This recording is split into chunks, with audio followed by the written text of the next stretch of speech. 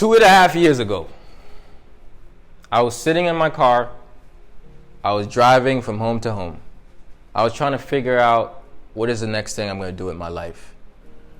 What is the purpose of this business? What is the goal? What is the vision? What is the dream? I got a sense of satisfaction whenever I walked into somebody's home and they saw me and they lit up and I knew I can help them transform their physical bodies, that something different was going to happen for them.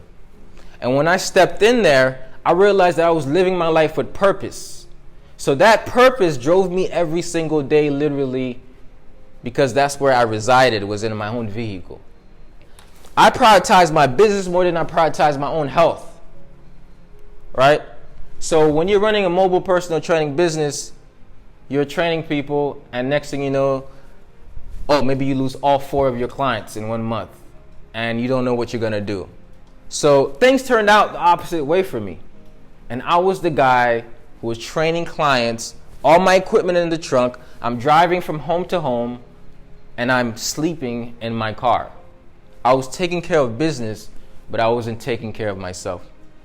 And that's when I learned that you cannot help anybody unless you help your body. If your cup is not full, it won't run over, and you cannot spill that into anyone's life. And no matter how much I tried to help people, I couldn't help them. I was mentally fogged. I was worrying. I had anxiety. I was depressed. I had no idea how I was going to make ends meet. So I was a struggling person. I couldn't help anybody.